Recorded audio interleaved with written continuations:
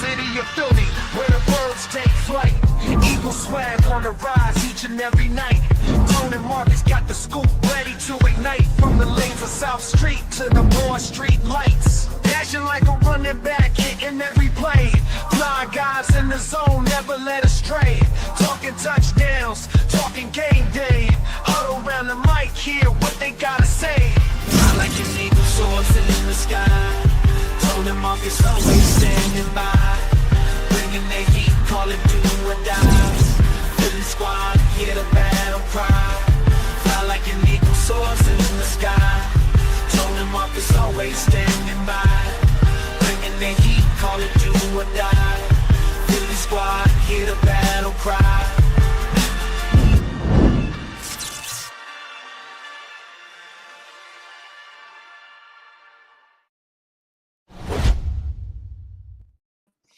What's going on? What's going on?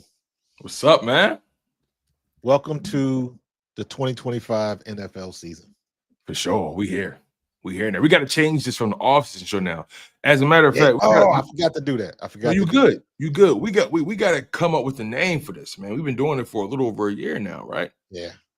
So we got to come up with like a name for this. You know, I was thinking about a name. I don't know how you feel about it, but save it. Don't say it. Don't say it yet. Don't say it. All right. Don't say it. Don't bring it out till it's ready. Okay. You know what I mean? You know, the oven still, it's still an oven. You know what I mean? Yep. So I got you, man. I got you. But y'all know what it is.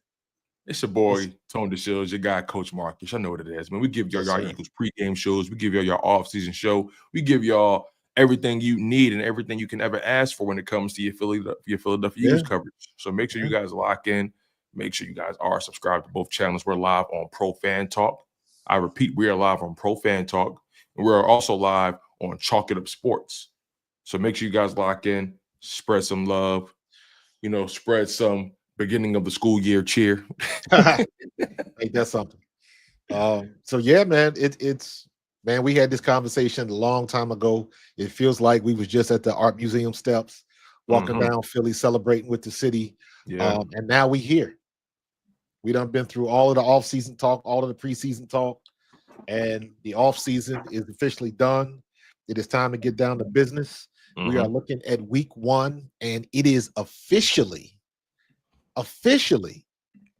Dallas week. We ready to hang the banners. We ready to get it started. I'm tired of seeing AJ Brown not in the lineup. All of this stuff. All of it. So we ready to get it on and popping. Looking at the chat, something went down. Somebody said breaking news, and that's something about. I brought something on screen here. All you gotta do is pull it up for us. It's should be there at the bottom. There it is. Hold on. So what we got? All right. So the Vikings are trading quarterback Sam Howell to the Eagles. Per Ian Rappaport and Tom Pelissero. The Eagles are sending a 5th from 2026 and a 2027 7th round pick, and the Eagles are receiving Sam Howell and a 6th in the 2026 draft. How always just find a way to get a draft pick, get a draft pick back no matter what. Yeah, but you know what that tells me? That means that Kyle McCord's not making the roster. No, that means that Tanner McKee's finger injury is not good. That part too. Ugh. So we'll see. Ultimately, we will see. But I think the larger point definitely is what you said: the Tanner McKee finger injury. Now they said he didn't need surgery though. That's what they said. That's what they said. But I thought they was gonna keep. I didn't know what they was gonna do with Kyle McCord. I was like, why are you giving him that much clout? And why didn't you how come DTR did not play at all? And I was like, that's odd. So you never planned on keeping DTR, because I'm sorry. During that game, DTR looked like he had the gas face the whole game. He did not look happy at all. Blocking wasn't holding up. I mean, it was just DTR likely isn't making his roster, and he probably wanted another opportunity to prove that he could. And the Eagles probably made their mind up. Yep. Kyle McCord is the rookie, so there's a larger investment there. Yeah, but he was not good at all. He'll probably be practice squad. and he wasn't good either. He agreed. He'll probably make it to the practice squad as a developmental guy. But throughout the season, the Eagles definitely like to have 3 quarterbacks. You got your third reserve one that's on ice, and you have your 2 active ones. But I don't want to sound the alarm on Tanner McKee just yet in that finger. I don't want to sound the alarm yet. I just think that they don't feel comfortable with that third quarterback spot. I'm gonna start there first before I agree. Make too many drastic assumptions about Tanner McKee's finger. I'm just going to assume, at least for now, that they do not feel comfortable with quarterback 3, and this is their way of trying to remedying that. Right. So and there's probably still going to be some other moves as usual, especially the day before, 2 days before the cut day. Right. There's going to be a lot of moving and shaking, and there's going to be a lot of people clearing waivers and all of that type of stuff. So this is the nature of the beast. This is how the sausage is made. And it happens exactly. And so, all eyes are on us. Yeah, and this isn't like the most drastic of trades. This isn't the kind of trade. This isn't like anything that's going to rock the fan base or anything. But whenever a move is made, people get excited, and so. Sam Howell to the Philadelphia Eagles. Sam Howell used to play for the Washington Commanders. In 2023, he gave the Eagles all they could handle. Remember that? I remember that. Took him to overtime. You know what I mean? Put up some of his best passing numbers against the Eagles defense in 2023. Yeah. So Howie got a plan, got more draft picks, got more capital, something that he can trade away. We are here. We are making game day maneuvers now. We are setting ourselves up for what is to happen in week 1, and we got to be ready to go. Everybody's looking at the train wreck that is the Dallas Cowboys right now, but still, you still got to watch them. This game is always one of them ones. You still got to watch them. Still got to watch them. So I'm curious though, as far as the Cowboys go, you got a little bit of time to figure out what you're going to do with Micah Parsons. Is Micah Parsons going to play? Like, what's going to happen with that? That's a good question, because I heard them recently talking about his back. You know what I mean? So yeah. That's an interesting situation right there. Very interesting situation. I agree 100%. I agree 100%. So I don't know what they're going to end up doing with him.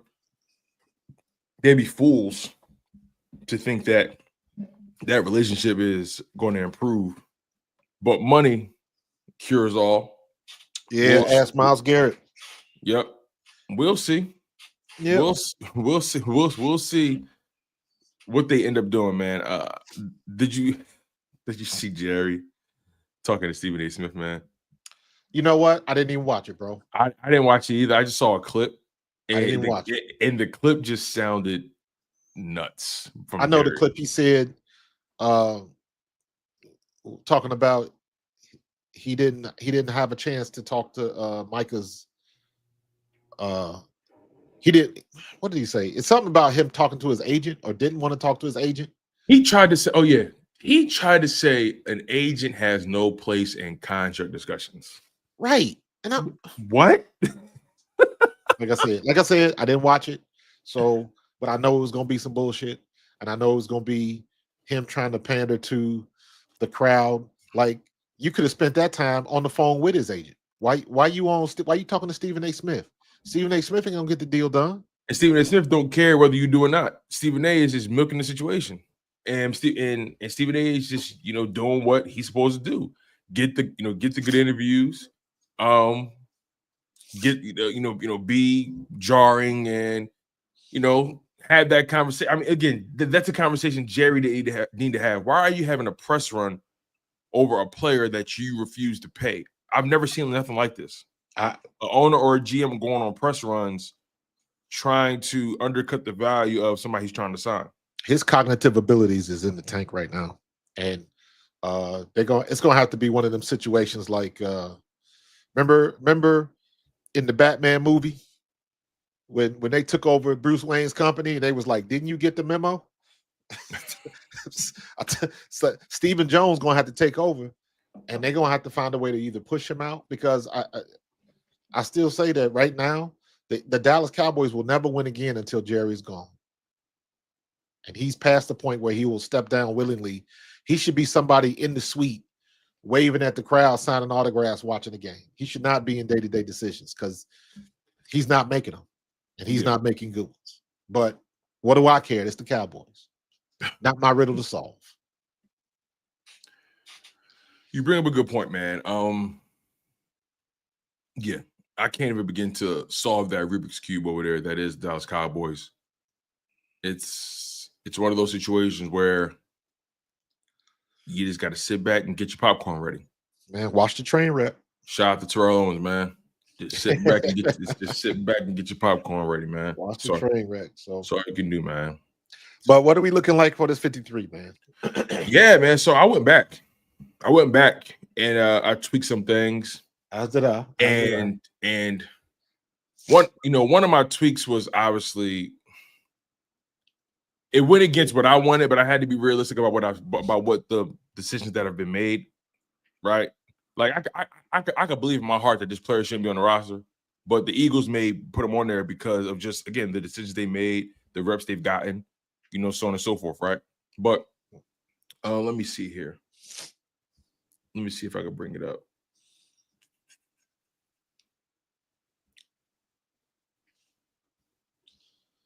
All right. What you looking for?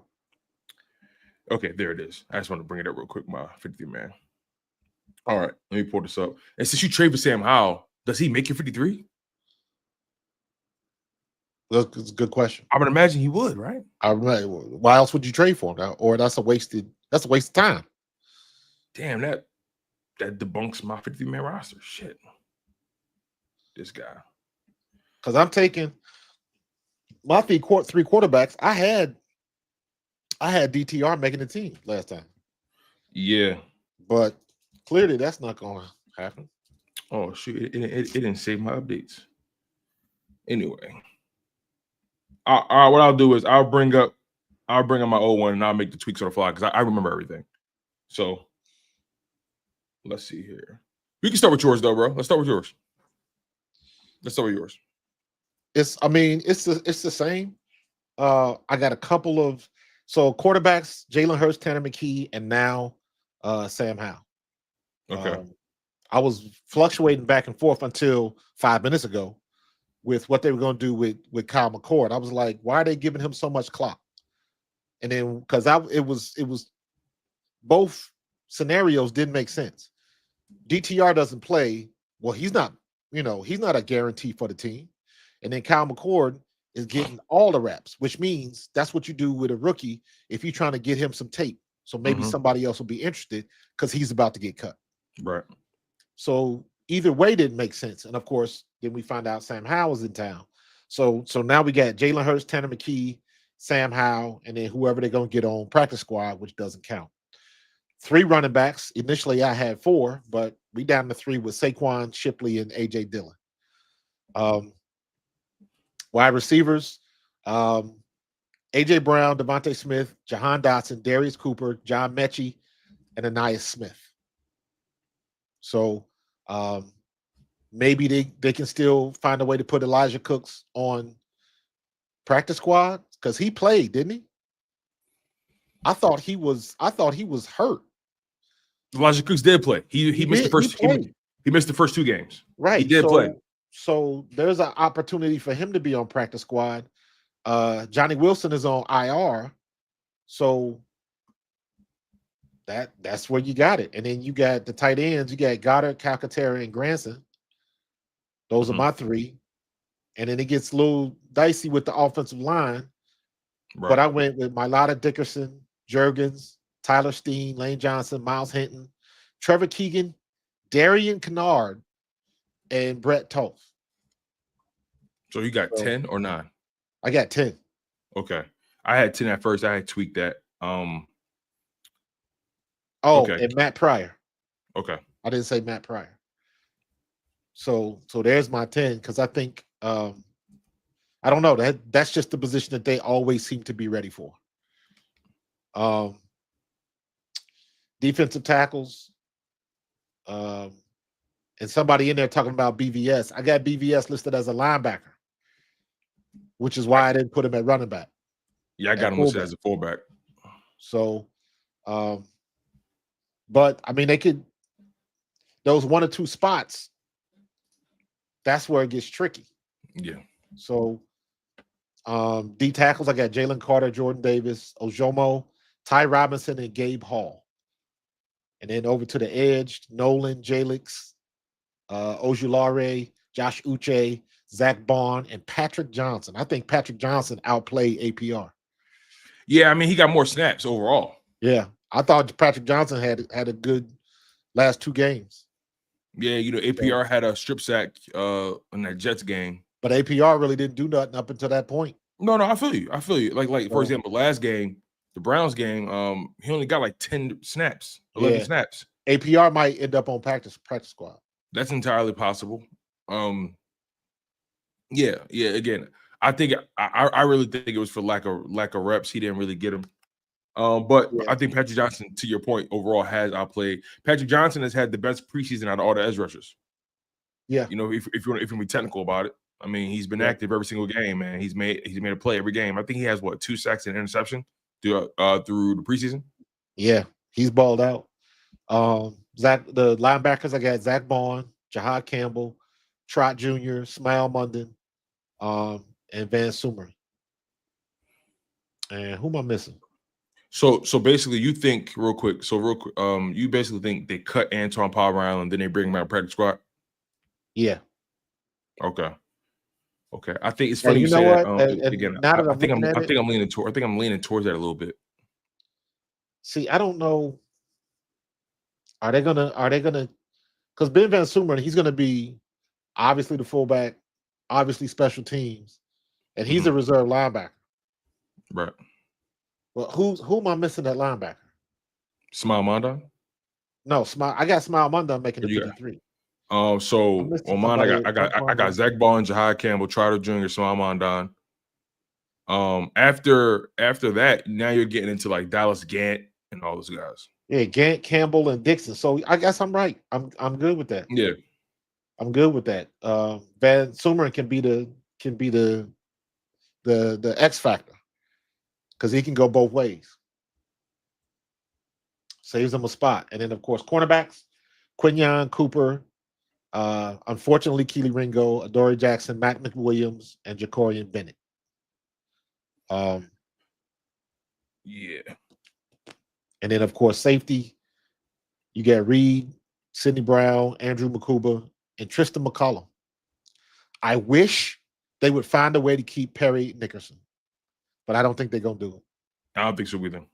Perry Nickerson, I'm like, dude, where did you come from? Just a veteran guy coming in here playing, doing what he knows how to do, and he looked good doing it. So you got somebody that can play that spot. To me, when I looked at Perry Nickerson, I was like, that's Avonte Maddox, but better. And I was like, that's exactly what you need because injuries happen, especially in the secondary. Mm-hmm. And he's somebody that you could plug in, and you know he's gonna do what he's supposed to do. You know what he gonna do what he's supposed to do. So he ain't gonna cost you a lot of money. Mm-hmm. So I'm hoping they find a way to keep Perry Nickerson, because if it's all about what you see on tape, Nickerson, I mean, technically he looked better than Adoree Jackson, Keely Ringo, and heck, I thought he looked better than Jacorian Bennett. And that's not saying Jacorian Bennett looked bad, not at all. So Mac McWilliams showed up. I was like, okay, and I totally forgot that he's our draft pick. Yeah, I like him actually. I like Mac McWilliams, man. Keely Ringo has just played himself to the back of the bench. They're not gonna cut him.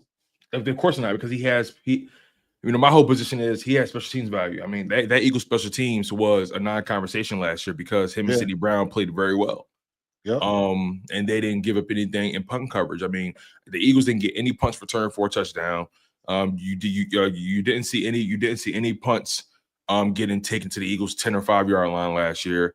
That special teams group was lights out, and I think it deserves more of a conversation. I know, especially when you remember what happened to us in 22 in the Super Bowl. Exactly. And all throughout 23. Exactly. Like, I've been trying to tell people, listen, don't get cute. Okay, I understand you don't. I understand Keely. He didn't win the job. He hasn't played well. We get that. I'm with y'all on that. I wouldn't even argue against that. I agree with that. But don't get cute and act like special teams don't matter now, and act like you can just replace a gunner and he'll be fine. People get cut because they can't even do special teams. Exactly. So like you want me to believe that there's just some special teams ace just sitting on ice at home? No, Keely Ringo is a fantastic gunner.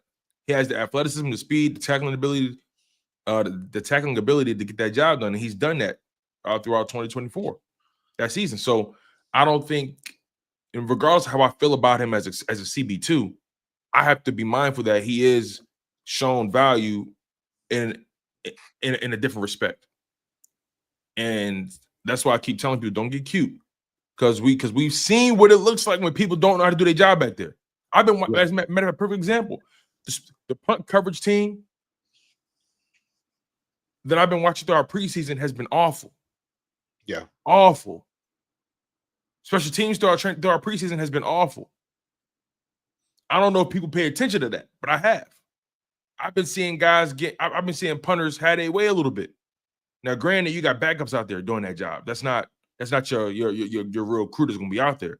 But it needs to be known that, hey, the NFL has changed the rules in a way where teams have the ability to start the ball on the 40 to 45-yard line now.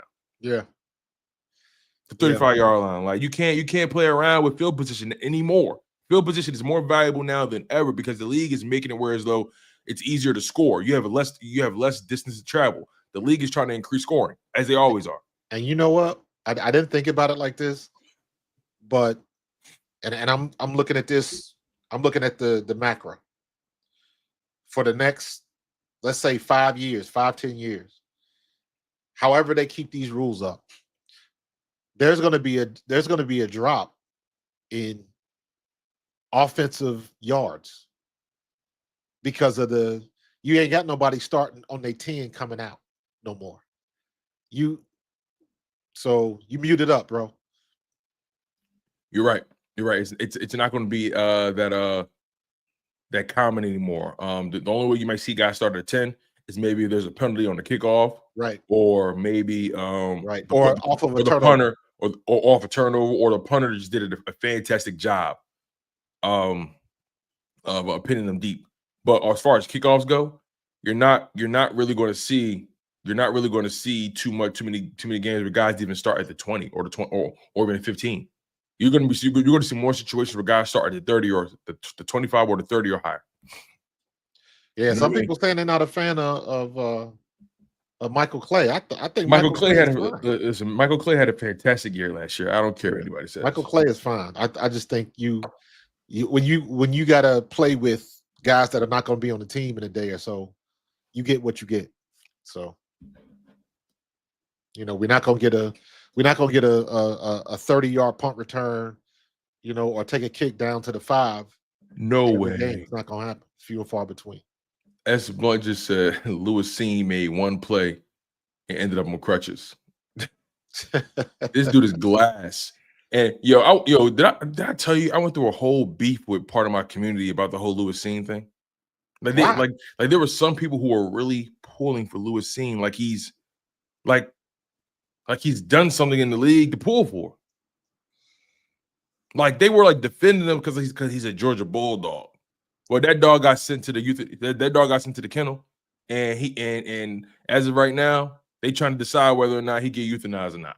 Right. They trying to decide. With you, him and Keely Ringo, they need to get together and go bowling.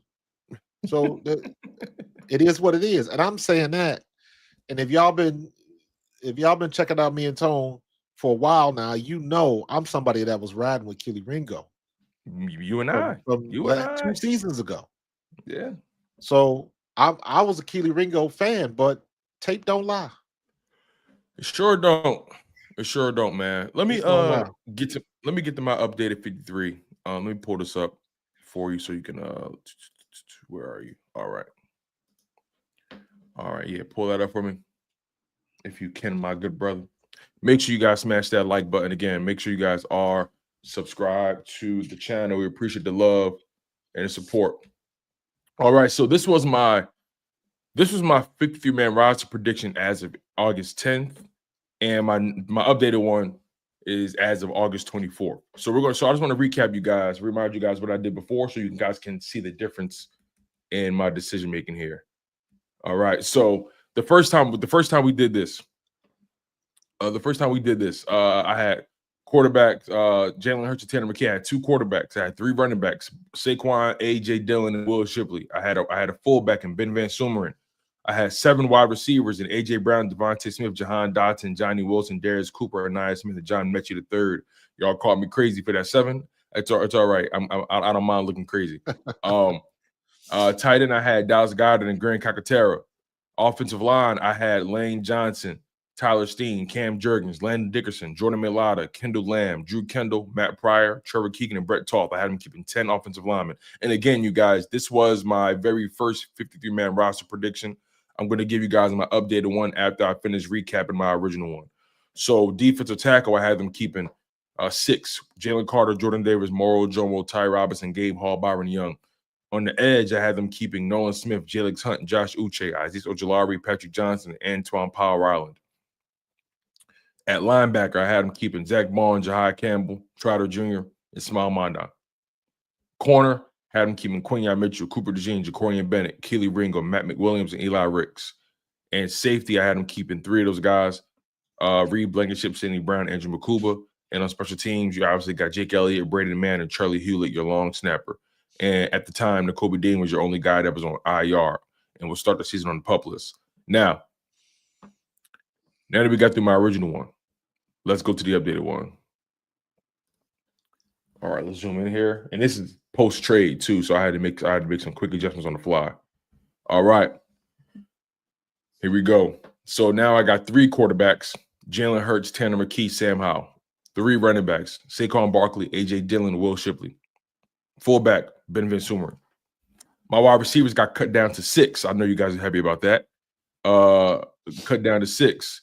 AJ Brown, Devontae Smith, Jahan Dotson, Darius Cooper, Anaya Smith, John Mechie III. I think those are your 6 wide receivers you bring on to the main roster.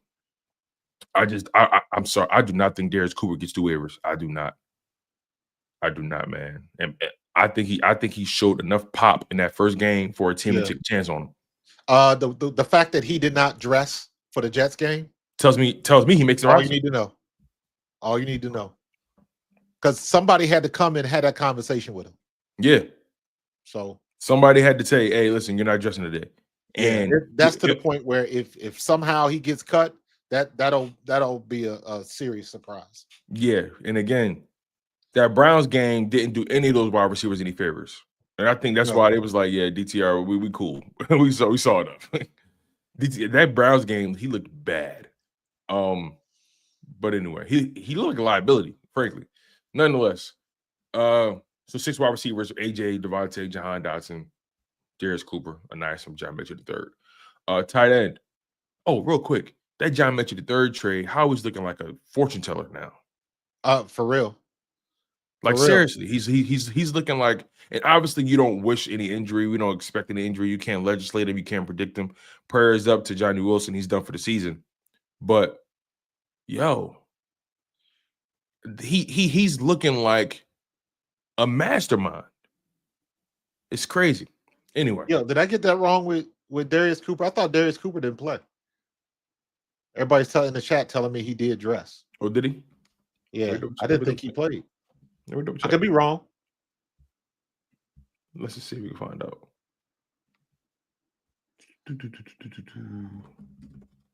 Counts versus Jets 2025.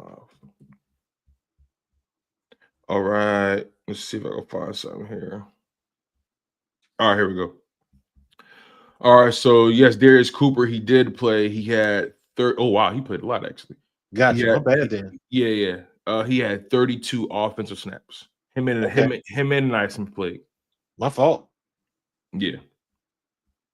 Sorry about that, you guys. Sorry about that misinformation, you guys. That's on us. We cleared it up. That's on us. So Darius Cooper did play in that game. He had 32 offensive snaps. 32. So he was out there 47% of the time. All right. Sorry about that, you guys. Players mess up too. fault. Players mess up too. Tight end, I got Dallas Goedert and Grant Calcaterra. I'm still sticking to my gun. Going to keep it 2. And they can get a guy through waivers. If I think Kylan Granson is the guy they want, I just think he'll make it through waivers and they'll bring him back after that. Offensive line, I had 10 guys, like I said, I bring it down to 9. Now we're starting to see my changes. Obviously, you saw that receiver, but for obvious reasons. But this is where my changes really began. Offensive line, again, originally I had like Trevor Keegan on here, but I cut it down. The Sam Howell trade kind of changed that. So I think this is who they believe their best group of offensive linemen are, and they will take these guys into the season. That's Kendall Lamb, Drew Kendall, Matt Pryor, and Brett Toth. I think these are the guys that probably showed them maybe the best, or maybe they feel the most comfortable with. Brett Toth is somebody, again, that I'm not the biggest fan of, but he continues to get these opportunities from the Eagles that it's, and he's always taking the second team reps when somebody's hurt. You know what I'm saying? Yeah. So, especially in training camp. So I got to go off of what they do in training camp as well. I can't just go off some of the games. Sometimes he can be inconsistent, but he's a backup for a reason. So, all right, D tackle stayed the same. Jalen Carter, Jordan Davis, Moro Jomo, Ty Robinson, Gabe Hall, Byron Young. Got them keeping 6. My edge, off-ball linebacker, still the same. Nolan Smith, Jalix Hunt, Josh Uche, Ojulari, Patrick Johnson, Antoine Palmer Island. I got him keeping 6. I know you said you got APR going to the practice squad. Yeah, but see, I only got 5. You got 6. Right. So I'm rolling with 6 for now because I'm trying to think where that extra, because you brought up a good point about Antoine Palmer Island not really getting that many snaps and so on and so forth. I'm trying to think, if I did take him off, who gets that roster spot? A safety, maybe? Because I only got 3 on my roster right now. Let's get through it real quick, though. Inside linebacker, 4 guys: Zach Ball, Jahai Campbell, Charter Jr., Smile Mondon. At cornerback, I got Quinyon Mitchell, Cooper DeJean, Jacorian Bennett, and to my chagrin, I have Adoree Jackson on here as well. I have Keely Ringo, Matt McWilliams, and Eli Ricks. And at safety, I got Reed Blankenship, Sidney Brown, and Andrew McCuba. And special teams is obvious: Jake Elliott, Freddie Mann. Okay, so you only got 3. Okay. I got 3 safeties because one of your corners has position versatility in Cooper DeJean. But again, so you got Eli Ricks and I got Tristan McCullum. Basically, now what I was about to say to you was, again, like I said, Antoine Palmer Island, we brought up a good point about him potentially getting cut, making a practice squad because he just didn't get that many reps in preseason. So if I had to make a swap, I'd probably take off APR and put Tristan McCullum at safety, and that'd be my 53. Well, I think that's why that's where I moved Tristan McCullum. But Tristan McCullum can go both ways. He can be a safety or Tristan McCullum is doing what everybody thinks Keely Ringo should be doing. Because they can put him back there at safety, and he's a good enough cornerback. Yeah, Tristan McCullum is a guy. He's interesting. Big dude, has all the physical tools you like. Just not consistent. He played well. He played better than the others. Yeah, no, for sure. And it's always about position. It's always about positional value, right? So yeah, and really, it's about what Big Fangio's looking for. Yeah, what he's looking for. To your point, I think I may make this on the fly tweak here. I think I may take APR off. He gets to the practice squad and put Tristan McCullum on. I think that's what I'm gonna do. How many corners did you keep? 6. 6. So who do I have that you don't have? Is Eli Ricks. I got Quinyon Mitchell, Cooper DeJean, Keely Ringo, Adoree Jackson, Matt McWilliams, Jacorian Bennett. Because I think Matt McWilliams had a better preseason than Eli Ricks. I would agree. But Eli Ricks has been somebody that he finds a roster spot. That's the thing. It ain't like Eli Ricks played bad. Yeah. I just think Matt McWilliams played better. Yeah. I think, because I do got a sneaky suspicion Tristan McCullum makes his roster. I do. The question is, who do I take off? It's got to be one of these corners or one of these edge rushers. I don't feel comfortable taking anybody away from anywhere else. And right. So APR is the only one where I think APR might be the odd man out because of the lack of reps in training in the preseason. And let's be honest, if you take APR off of your list, we're still good with everybody else. Yeah. You got 5 bodies there. I mean, let me Good see one. here. Antoine Power Island. I'm trying to see his snap counts that he had yesterday. Where are you? So APR and Eli, I don't think Eli Ricks is gonna make the squad. Here it is. Okay, Antoine Power Island played 32 snaps against the Jets. That was the most snaps he's played in a preseason game. He was a late bloomer. He was a late bloomer, and it may have been too little, too late. Eli Ricks played a lot in that game too. Jacorian Bennett played a lot in that game as well. Everybody that we wanted to see in the secondary got a lot of McCollum got a lot of burn too. You know who didn't play? I hope I'm reading this right. Dory Jackson didn't play in this game. Yeah. And that's the reason why I put him back on my 53 man. He didn't play in that game, and he's been getting the bulk of the first team reps in training camp. That's the reason he made my 53. Because I was against him. I was betting against him, and I was being stubborn about it. But I had to take my emotions out of it and just think about what has happened. Right. And so let me see what the chat's saying. Let's see here. People are saying Ricks is gone. Somebody saying Byron Young. S. Blunt saying peace out, Eli Ricks. Alex, I didn't have Brian. Yeah, Patrick Johnson, man. Patrick Johnson had a good preseason, man. Yep. S. Blunt says I got McCullum over Eli Ricks. I think I may have to agree with him. Because and all of it, to me, all of this is under the umbrella of now we know what to expect from Vic Fangio. We know how he operates. We know what he's looking for. We know what his expectations are for his players. So that's why Eli Ricks, APR, they're all good players, but they didn't show up when you needed them to show up. Or again, not necessarily Eli Ricks, but I can't say that. I can't say that about APR. I just feel like APR, like his snap counts were like he wasn't like the Browns game when he got 11 snaps. You know, as but a rookie, again, that's Vic Fangio is looking for specific things, and he will let you know. Okay. He will let you know. I'll be surprised if APR, if it won't surprise me if he is on practice squad. It will surprise me if he makes the 53. Right. I agree with that. I do agree that he probably will be a practice squad guy. Okay, so to your point, right? Eli Ricks, you don't got making the roster, right? And APR, you got him going to practice squad. So basically not making the roster. So that begs the question, okay, that's 2 slots I have here. I'll have to replace.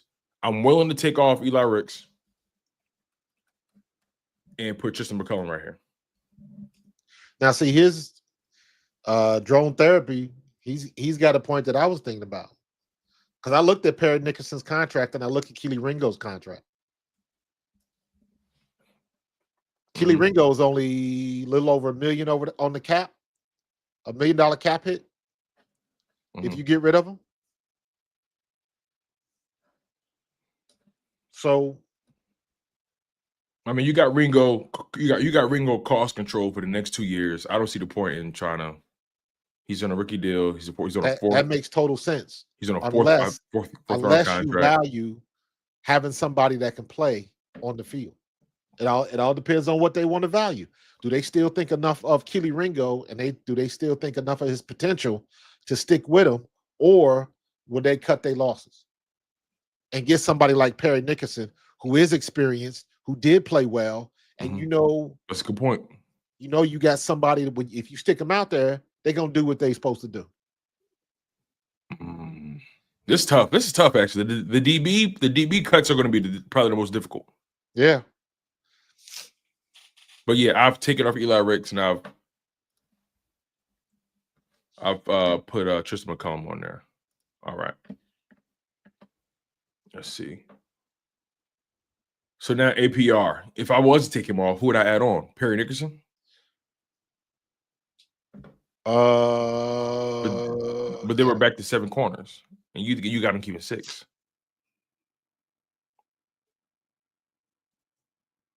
I could probably add another offensive lineman. I could do that. Because I think if anybody that I take off, Darian Kennard can make this roster. Right. I got him. I got Kennard. Yeah, let's do that.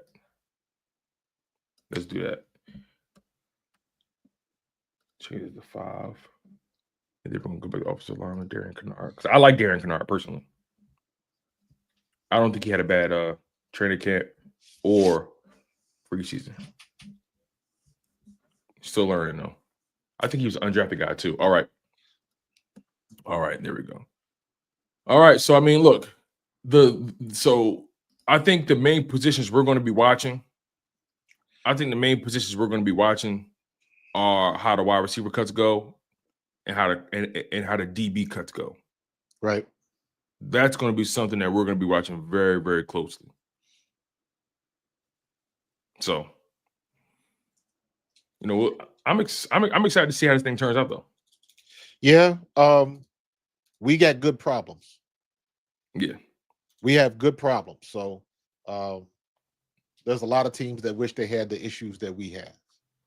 That's how I see it. Yeah, for sure. Yeah, for sure, man. Let's see here.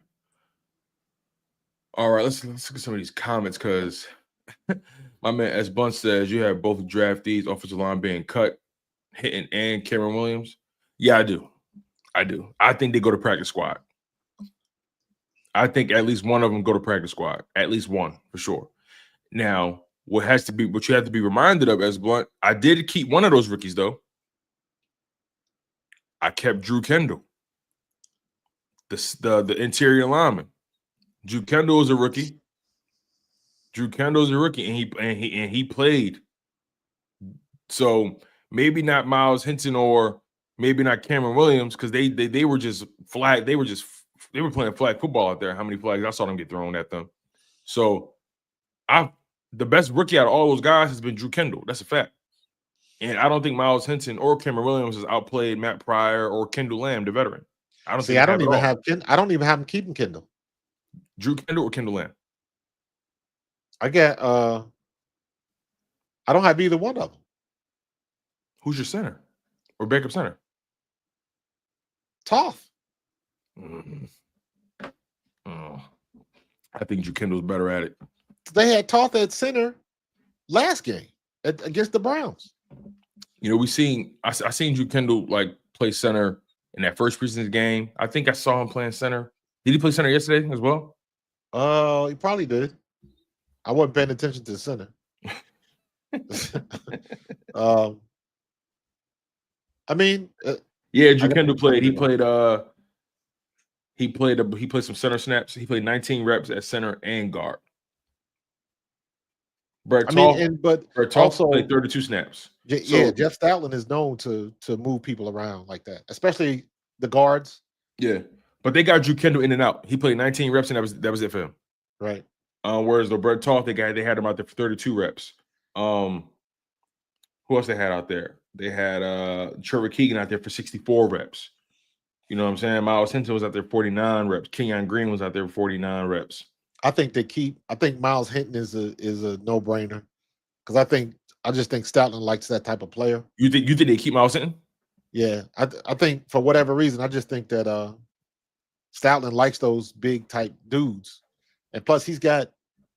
You don't think they can get him through practice squad? You don't think they can get him through practice squad? I mean, the waivers. I mean, offensive lineman, yeah. He can clear waivers, and they can get him back on practice squad. You know, I'm just thinking about it also from the perspective of like, you know, Cam Jurgens and Landon Dickerson. They've battled, their ticky-tack injuries, so on and so forth. So, I think the Eagles really like Drew Kendall. I mean, the fact he only played 19 reps, in that Jets game tells me that. in my humble opinion. Brett Toffler's out there for more reps. They try to give Brett Toffler as many reps as they possibly can. Right. So that Like tells you me said, we'll see. Well, we'll definitely see, man. All of this is a crapshoot. Oh yeah, for sure. We could be totally off. Totally off. Like, for example, we may have Darius Cooper or Nia Smith making the roster. Next thing you know, we see Terrace Marshall Jr. Facts. You know, and I don't think Terrace Marshall has shown much of anything that deserves a roster spot, personally. Let me see. A.J. Harris says Miles Hinton was the one getting all those penalties. Yeah, he was getting penalty the hell up. Let's see. Well, I mean, like I said, we're going to find out in a minute. We're going to find out in a day or two. Yeah. Yeah, for sure, man. For sure. So, let me see. If you think because again, we're all prepared to be shocked when his roster comes out, right?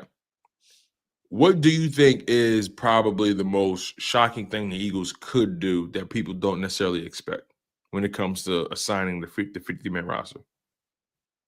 What would be the most shocking? Yeah, like what would shock you the most? If this person made it versus that person, so on and so forth. What if they cut AJ Dillon? That would be shocking because I think you were saying that you liked one of those young guys. Was it Shunderick Powell or was it Robinson? I liked them all. I think I was responding to somebody in the chat. Okay. That was commenting on AJ Dillon. And I was like, I like AJ Dillon. I like, as a big back, he knows how to get skinny, get through the hole, get north and south. He doesn't have the speed to, break your ankles like Saquon, and he's not trying to. But he does have moves. He can jump cut and get outside. He might not run away from you, but he can run around you and get far enough away from you to get a first down. So he runs within his skill set, and he makes the most of it, on top of him being a 230-pound running back. I'd be curious to see if Shipley's going to be able to sneak out and take ones to the house like he did last year, or almost did last year. But he has that breakaway speed that you look for, and he's shown that in the biggest moments. So let's hope that another year of him in the cooker will pay dividends. But I think, to your original question, it would have to be like AJ Dillon or trying to think anybody else that would be a surprise. And I'm trying to think like realistically. I'm not trying to say, well, if they cut Jalen Hurts, right. Yeah, you ain't trying to say nothing blasphemous. I got you.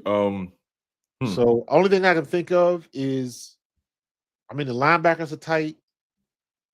The only thing I can think of is if somebody in the secondary. So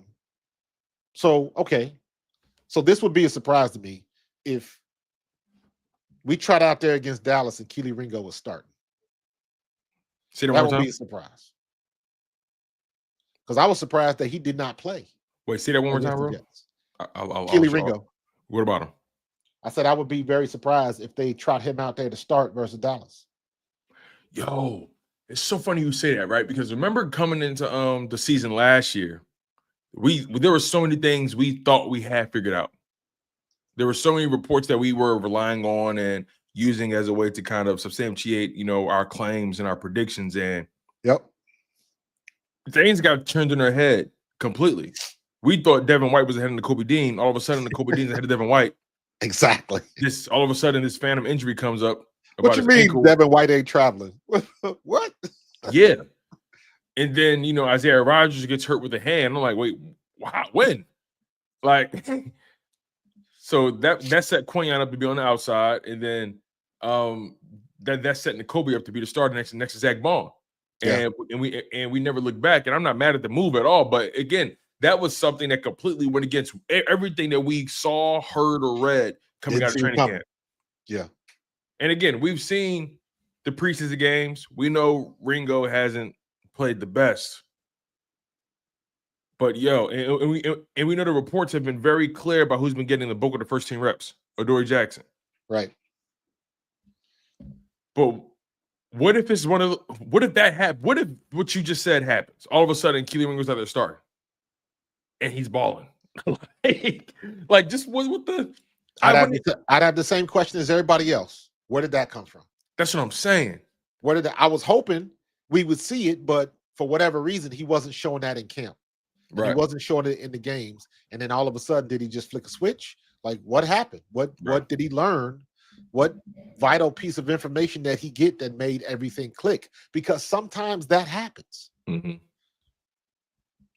So yeah, it does. It does. If I had to put my money on it though, if I had to put my money on CB2 starting week 1, it might be Jacorian Bennett.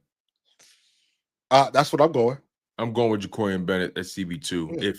Can't stop yawning. You know what I mean? Like that's what I think. And I think that's what most Eagles fans want to see. That's why we brought him in here. But you know what's going to happen? They're going to screw us, Marcus. And on week 1, we're going to see Quinyon Mitchell, Cooper DeJean, and Adoree Jackson. No, because I look at it like this. What was your realistic expectation of Jacorian Bennett having had 10 minutes worth of practice? What was your realistic expectations? No, so I agree. The more he's in practice, the more he's in film sessions. Really, that's the most important thing because we all know he can play. It's a mental thing. It's him knowing what he's supposed to do, the calls and the expectations, that part of it. So Jacorian Bennett is all about his film study, and he'll get it together. So eventually he'll be the one out there. Is he going to be out there week 1? Is that enough time to get him ready? That's the question. If he's in a situation where the safety can be telling him what to do, if he can pick it up, because at the end of the day, most of these schemes have some commonality.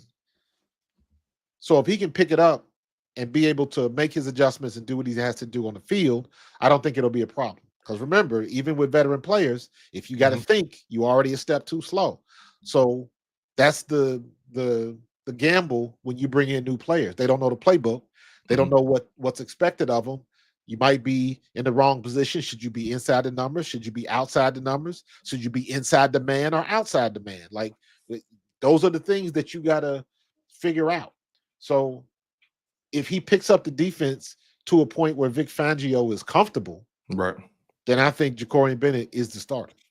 Yeah, to your point, I just found this piece written by Reuben Frank regarding Jacorian Bennett. I'm just going to read it to you real quick.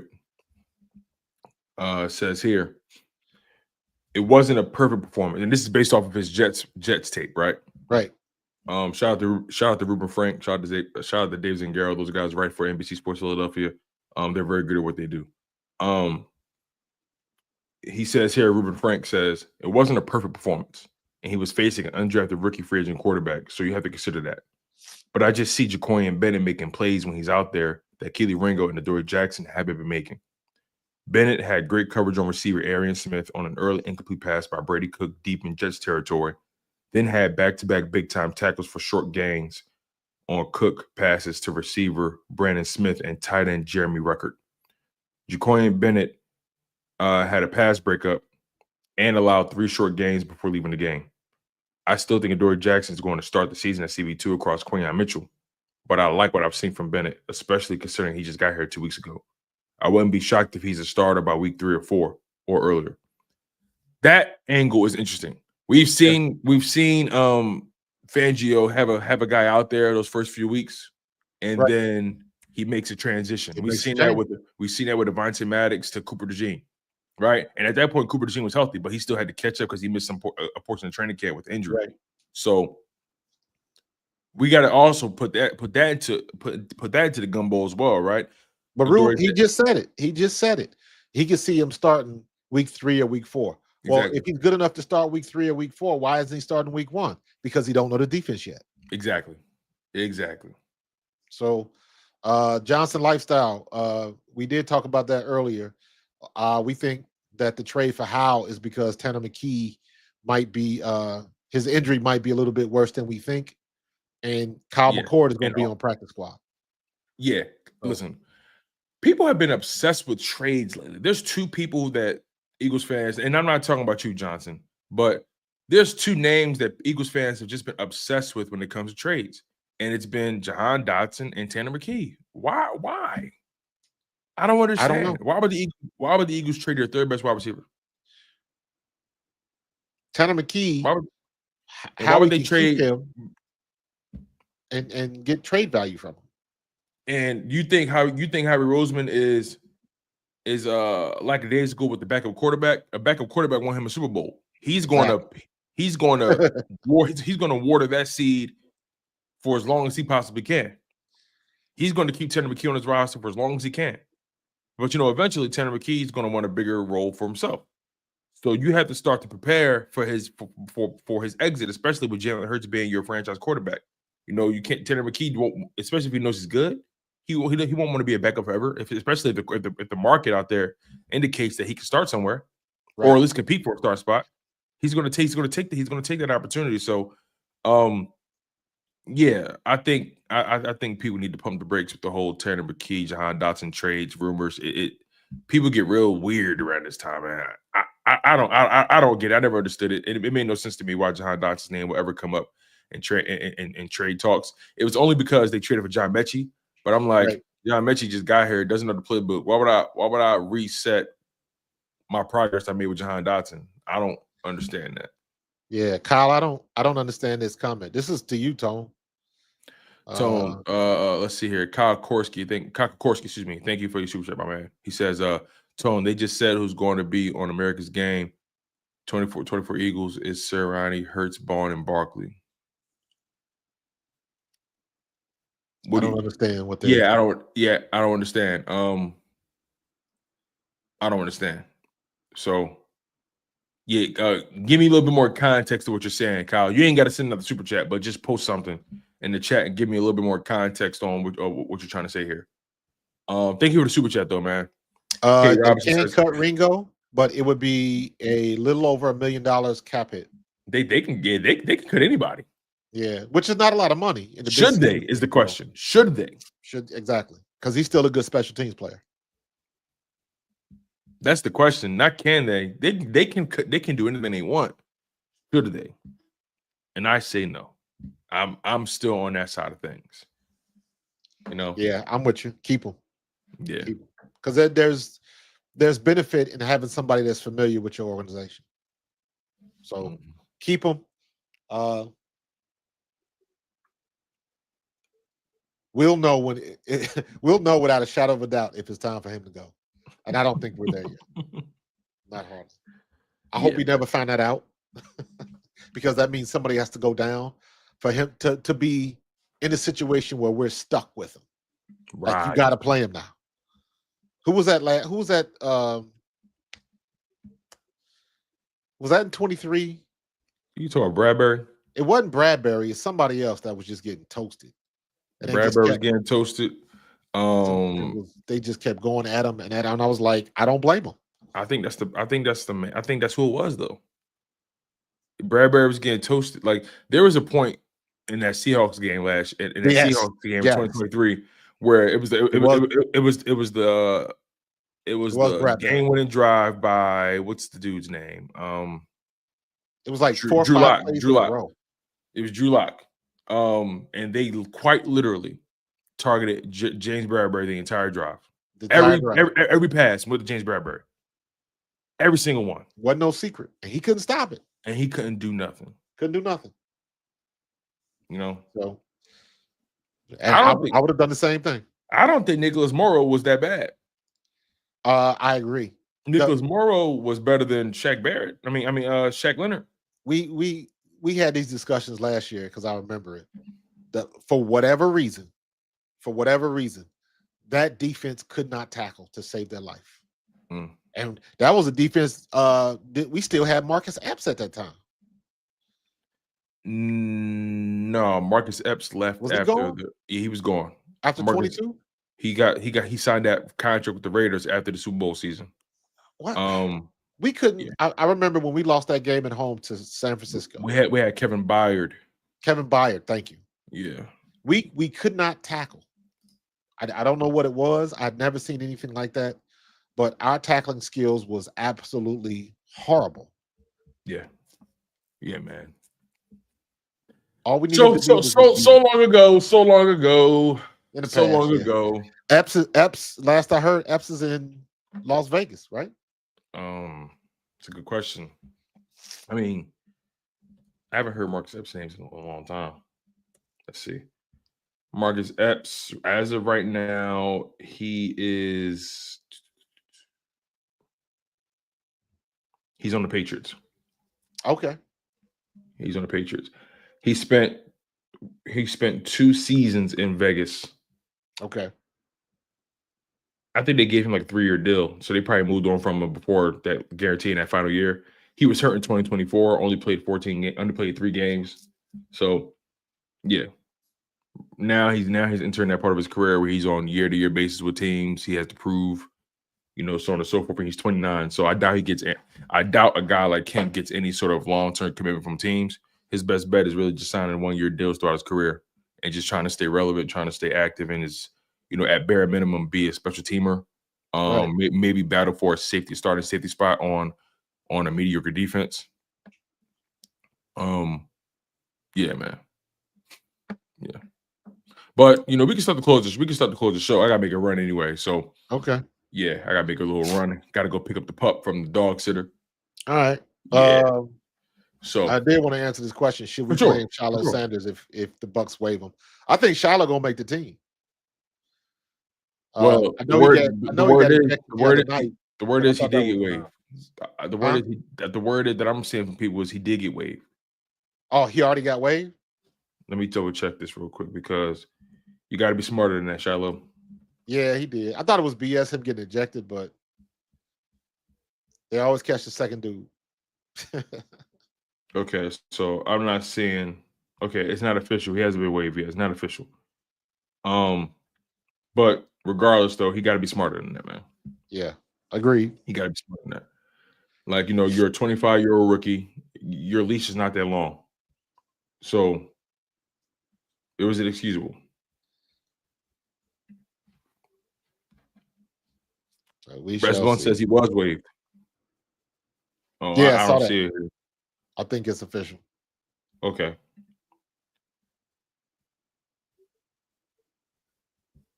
Would you throw a bone to Shiloh?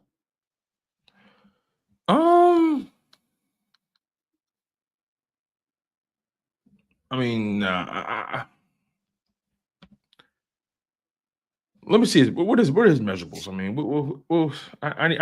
I don't really know too much about Shiloh's game personally. I wouldn't mind it, but I think we have better options. Yeah, I just don't. That's how I look at it. Okay, I'm not seeing any measurables for the kid. Okay, here we go. Let's see. 6 feet, 195. I don't know. I just think he's a fringe guy. I don't see the like. I don't think it's one of those situations where I gotta go test out those Shiloh tires. Like I'm not sweating that really. Is he better than Tristan McCollum? Like, I mean, probably not. But I mean, I don't know. I ain't seen him in a real game. Yeah, that's true. We just saw him. We just saw him in a boxing match. That's about it. But I'll say it like this: if we did bring him in, I wouldn't be mad at it. Yeah, I mean, it wouldn't bother me or nothing. Like I wouldn't have like a strong opinion either way. I would just be like, oh, okay. I mean, let me be honest with you. I would rather them not bring somebody like that in, move Keely Ringo to safety, and get another cornerback. Do that. Yes. And I'm trying to understand why they haven't even thought about moving Keely to safety. We haven't seen any. They've thought about it. You think they thought about it and said, he can't do that either? It's possible. We're saying he would be a better safety, but they're with him every day. That's true. And so they haven't even.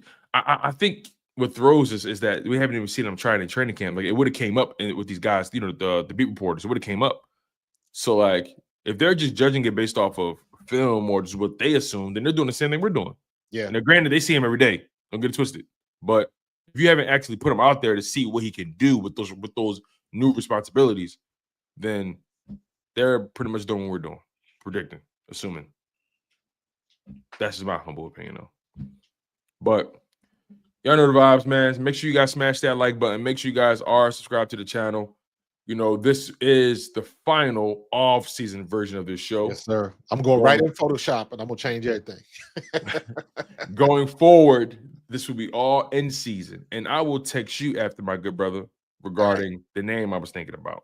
Okay. You know what I mean? It's funny, but it's relevant. All right. It's funny, but it's relevant. So again, you guys, we appreciate the love and the support. Make sure you guys smash that like button. Make sure you guys are subscribed to the channel. Again, the like button is currency in his YouTube space. It really helps this channel grow. It helps both of our channels grow, actually. It helps Pro Fan Talk grow to new heights. It helps Chalk It Up Sports grow as well. So make sure you guys smash that like button. Make sure you guys are also subscribed to the channel, especially if you're new. We appreciate the love, the newcomers. Make sure you're here for a long time instead of just coming for a good time. You feel me? Any final words, Marcus? Nah, man, we ready to go. We ready to pop. The new season is here. No more talk. No more woulda, coulda, shouldas. No more what ifs. It's all about business, man. It's Dallas week. You're right about that, man. And real quick before we go, today is August 24th. The Eagles play September 4th. So, we discussed doing our 2 shows a week, right? Right. So let's see here. Because I was thinking, we talked about Tuesday, right? Because that was the NFL day off, but we can still, because I thought it was like, is that too close? I don't think so, because we can react to Monday Night Football. Okay. That's right. We did. That's right. We did talk about Monday. Yeah, I don't think it's too close at all. Okay. Yeah. So yeah, we'll see each other next time on the 31st. And I'm thinking what we can do, because 31st we're going to be previewing the game on September 4th.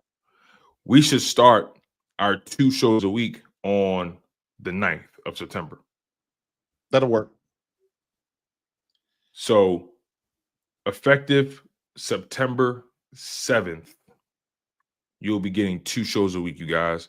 So you'll see us on the 31st, which is Sunday. You'll see us on the 7th, which is Sunday, which is the Sunday after the game. And you'll see us on Tuesday, the 9th. All right? Yes, sir. So make sure you guys lock in, man. So that's so effective September 7th, y'all. 2 shows a week, Sundays and Tuesdays. Sunday mornings for the pre-games, Tuesday nights for the reaction to everything we saw from that week, and Monday Night Football and more. We're going to give you guys more observations from not just the Eagles, but you're going to get more observations from the NFL. Get our bird's eye view perspective on the games that were played. And we're going to have some fun, man. We're going to have some fun. So yeah, we'll see you guys the 31st, which is next Sunday. And we'll see you guys on September 7th and September 9th. Getting it done. Yep. All right, you guys. That's the show. And hopefully by the 7th at the latest, we have that new show name for you guys. Yes, sir. Hopefully. We may have it ready for y'all by the 31st. It'll be ready. You know what I mean? So make sure you guys lock in, okay? We appreciate y'all. I've been your guy, Tone the II. He's been Coach Markus from Pro Fan Talk. Make sure you guys are subscribed. Subscribe to Chalk It Up Sports as well. You guys have been tuned into the last version of your Eagles off-season show. We're getting back into the fold. We're getting back into the mix. It's wartime, baby. It's wartime. Grab your swords and your shields, baby. They coming for your neck. Coach, play that song, man. Go Birds.